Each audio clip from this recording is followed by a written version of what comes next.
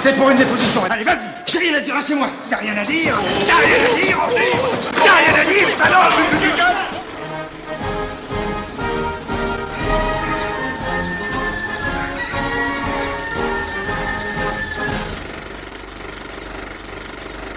Pierre Richard, un de nos comédiens les plus emblématiques et plus populaires. Un acteur physique et burlesque qui a percé il y a plus de 50 ans et qui aujourd'hui à 88 ans est toujours actif, le bougre.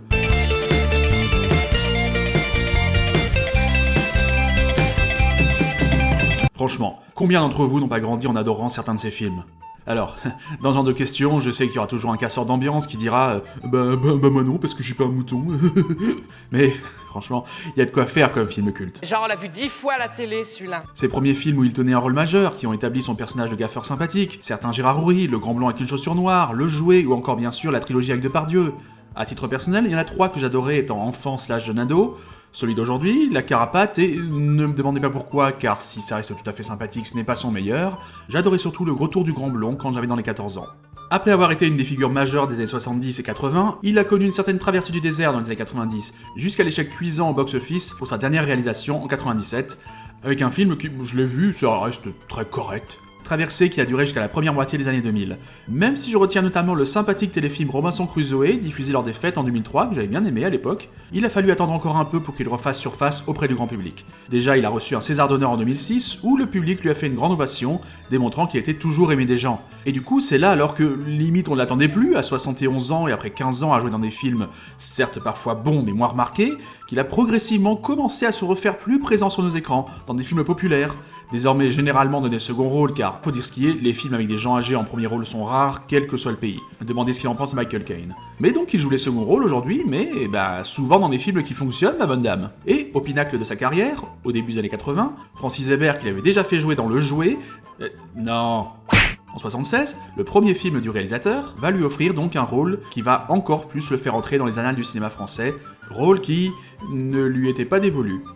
Francis Weber, vous connaissez forcément ces films. Il a des succès à l'appel, déjà en tant que scénariste, parce qu'avant de passer à la réalisation, Le Grand Blond avec une chaussure noire, L'Emmerdeur avec Brel ou le trop oublié Adieu Poulet, c'est lui, entre autres.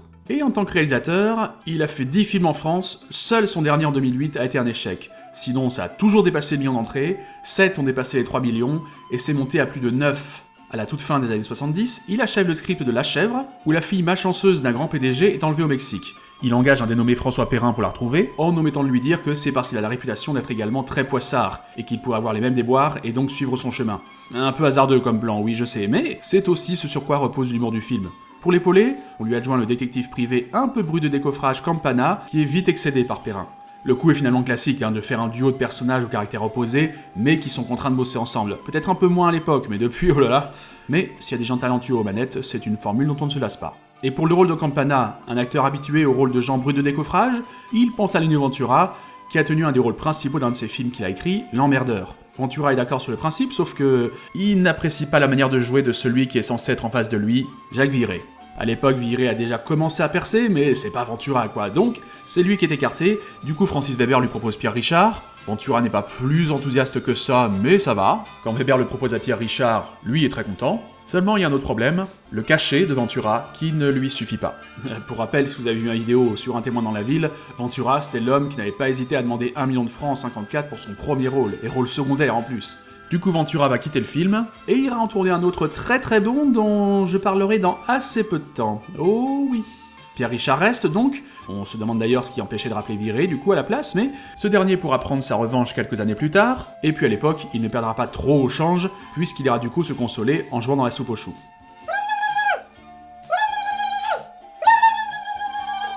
Et donc, au lieu de Lino, voici un des producteurs qui pense à Gérard Depardieu dans le rôle. Depardieu qui a 30 ans de moins que Ventura, mais qui, question style de personnage un peu rustre, fait très bien l'affaire. Bon, Depardieu, est-ce que j'ai besoin de le présenter?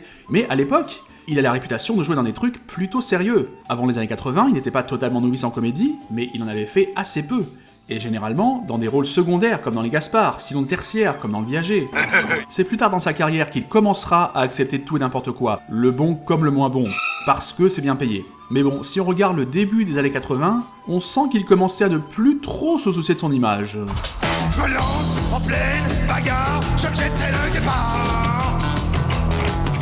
Je file un coup sur un dans les rôles de mon copain. C'est peut-être pour ça que Francis Weber, hésitant, a finalement accepté Allez savoir.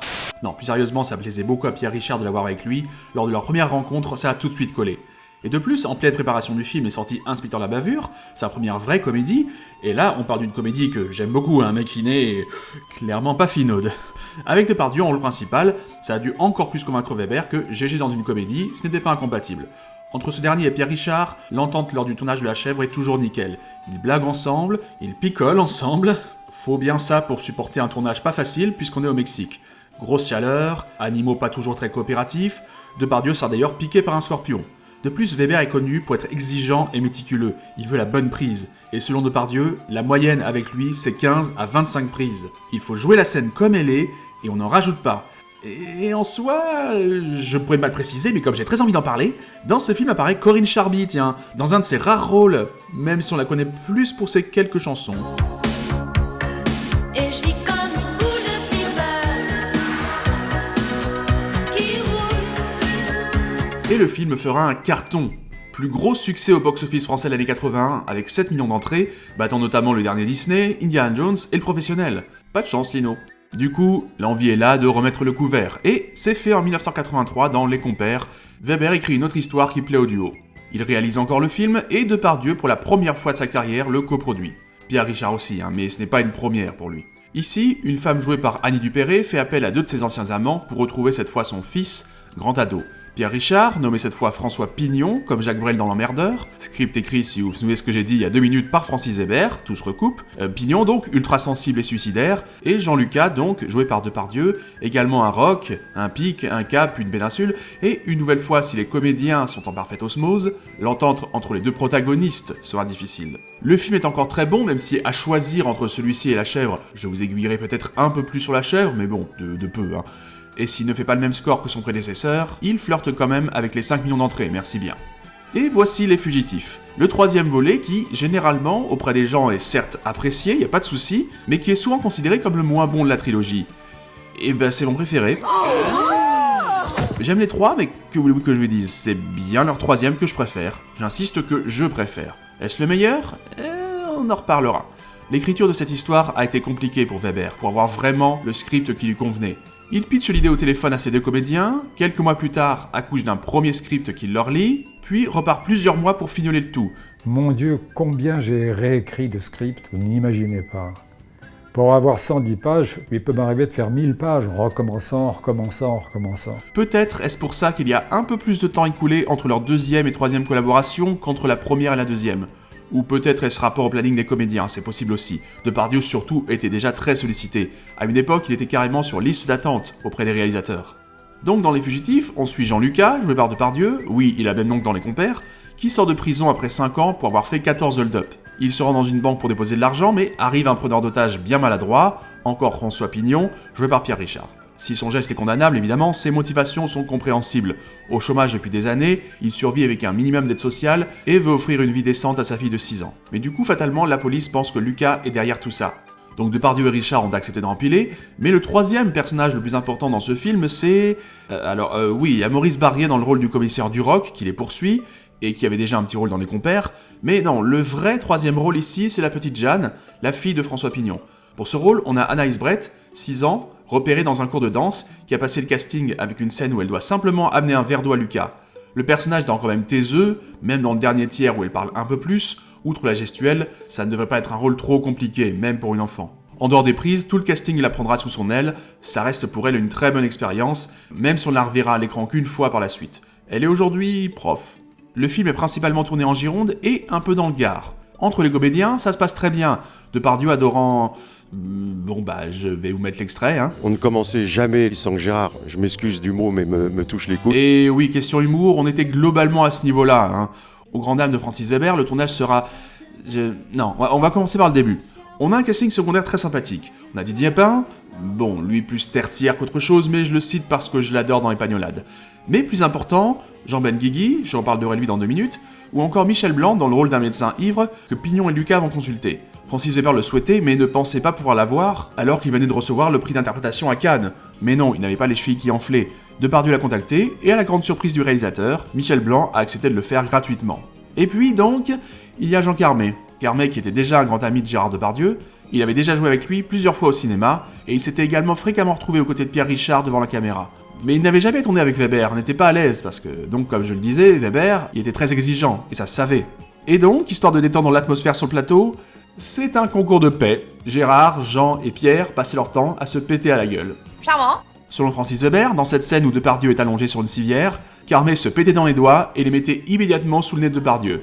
Ouais, c'est beau d'être des adultes, hein les mecs? Weber du coup sera obligé de les engueuler. Bon, avec le temps il en rira, mais à l'époque pas vraiment. Bon, en même temps, Carmet avec de l'expérience, question paix.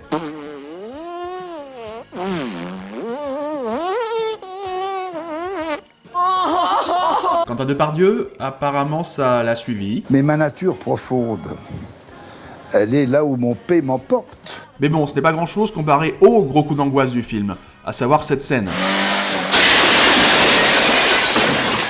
Bon, sans doute il y avait la sécurité pour éviter que quelqu'un ne voie sa vie prématurément interrompue, mais le camion a traversé la salle plus vite que prévu et ne s'est pas arrêté non plus aussi vite que prévu. Jean Benguigui l'a échappé belle, mais il a quand même été blessé à la tête. Du coup, un cascadeur allait prendre sa place. Petite nature, hein. Tout ça parce que tu as manqué de crever. Mais finalement, Benguigui y est retourné, non sans pester contre Weber au passage. À part ça, tout s'est bien passé malgré quelques cascades, et malgré le fait que les deux comédiens principaux ont dû tourner sur 2 jours plusieurs dizaines de prises sous une bagnole.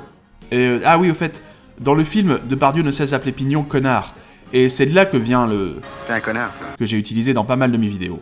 Mais alors, pourquoi est-ce que je considère ce film comme le meilleur des 3 ? Je dirais bien que c'est parce que c'est un des premiers Pierre Richard que j'ai vu, mais il y en a d'autres que j'adorais jeuneaux qui aujourd'hui, ouais, donc c'est un peu court. Mais en fait, y réfléchissant, je considère simplement ce film comme étant un peu à part des 2 autres. Alors on pourra s'interroger là-dessus, je veux dire, une comédie, bon certes indépendante, mais du même réalisateur, avec les 2 mêmes comédiens principaux, qui portent les mêmes noms que dans le film précédent, certains comédiens secondaires reviennent, musique du même compositeur, et il y a même des réminiscences de certaines scènes de ses précédents films. Par exemple, dans Les Fugitifs comme dans La Chèvre, Pignon/Perrin tire accidentellement sur son compagnon. Et malgré tout ça, il y a une différence majeure. Les 2 premiers sont des comédies. Celui-ci, c'est une comédie dramatique. La différence n'est pas si anecdotique que ça. Oui, il y avait des touches d'émotion dans les précédents, surtout les compères. Mais ici on est grimpé d'un cran, il y a toujours un sous-texte dans les Weber, et on évoque notamment la problématique du chômage dans une époque pré-RMI. Il y a des passages vraiment plus tristes, quelque part plus ancrés dans une réalité sordide. D'ailleurs, il y a une cassure dans le film, dans le sens où la fin de la première partie se sent vraiment. C'est assez vite évident quand elle arrive. Pierre Richard ici campe un personnage plus grave, et c'est d'ailleurs une de ses premières incursions dans un registre plus sérieux. En surface, on replonge dans le même genre de dynamique que dans Les Compères, Pignon le pauvre dépressif face à la brute plus carrée, mais si oui, Pignon était suicidaire dans Les Compères, c'était traité bien plus en surface et sous l'angle de la rigolade. Et c'était important pour Pierre Richard, qui avait depuis longtemps ce désir de ne pas faire que de la comédie, et de naviguer un peu dans divers styles de films. Il a exprimé un jour le fait qu'un des films préférés dans sa filmographie, c'était la satire Un nuage entre les dents, avec Philippe Noiret. Dans ce film, il avait amorcé ce virage un peu plus touchant, moins grand guignolesque, malheureusement avorté car le film n'a pas très bien marché.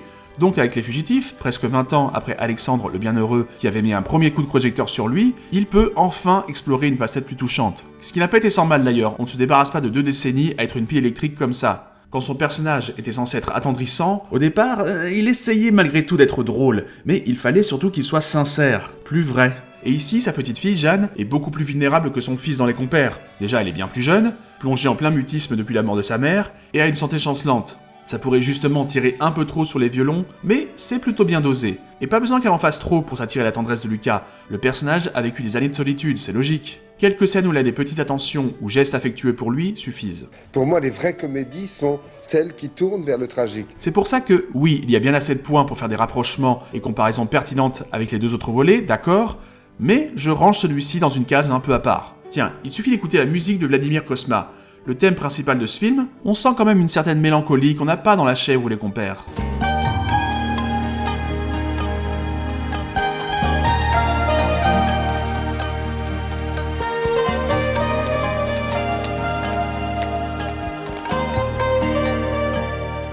Alors attention, rassurez-vous, ceux qui veulent du Pierre Richard pur jus, vous en aurez pour votre argent. Ça va, rien de cassé? Non, ça va, ça va. Faut regarder devant vous, mon vieux. Oui, merci. Pardon. c'est un buddy movie très bien écrit et les échanges avec GG sont très bons. Et puis, il y a quelques scènes plus marquantes que les autres, question humour pur. Tous les quarts d'heure, il y a une scène irrésistible. Le braquage raté de la banque, un vétérinaire gâteux, celui joué par Jean Carmé, la scène du médecin ivre joué par Michel Blanc donc, ou Pignon qui doit se déguiser en femme. Le film est toujours drôle et il a bien vieilli. Donc oui, les seconds rôles sont marquants, et ce qui est assez intéressant d'un point de vue intrigue, c'est aussi l'inversion des rôles permanente. Encore une fois, déjà un peu le cas dans les précédents, mais plus encore ici. Si vous regardez le film, les rapports de force entre Pignon et Lucas s'inversent toutes les 5 minutes. Pignon prend Lucas en otage, mais il a un coup de peur en voyant la police. Lucas prend les choses en main, mais Pignon se rebelle, puis Lucas se rebiffe à son tour, mais il est blessé. Du coup, Pignon doit sortir et se débrouiller seul pour aller chercher des faux papiers, mais Lucas, remis de ses blessures, va lui prêter main forte, etc., etc. Je ne vais pas vous faire tout le film. Et pour le commissaire qui les poursuit, c'est pareil. Il poursuit l'un à tort, puis il poursuit l'autre, puis il poursuit les deux, mais n'est pas fixé sur leur culpabilité.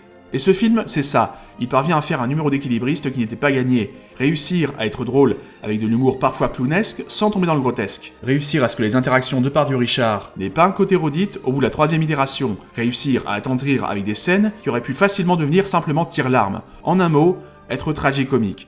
Mais je dois insister sur une chose, cela dit. Si vous voulez vous marrer, je vous conseille les 3 films du duo sans hésiter, hein. Ils restent tous des valeurs sûres. Les Fugitifs débarquent le 17 décembre 1986 et une nouvelle fois, le duo fait un carton. Les critiques sont toujours là, et s'il fait un peu moins que les compères, ce sont tout de même 4,5 millions de spectateurs qui vont dans les salles.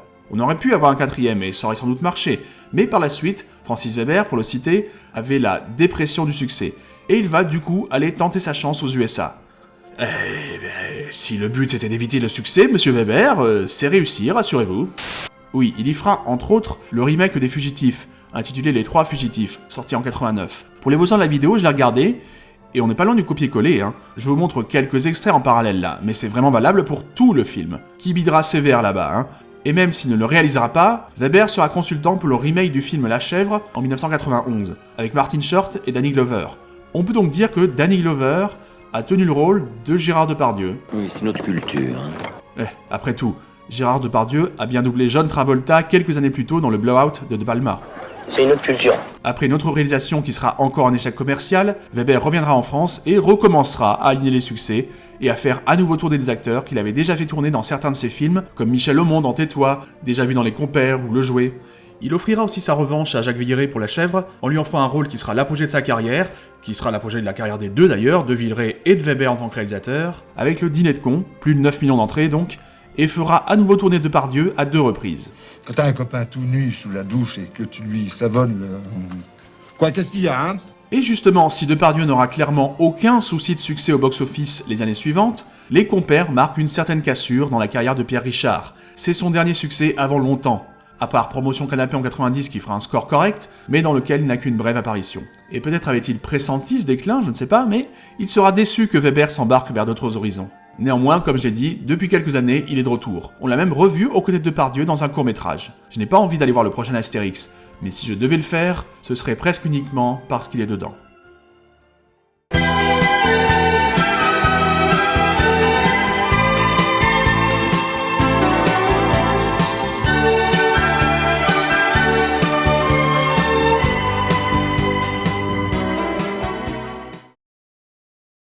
Je pue, qui voudra mettre le nez, s'intoxiquer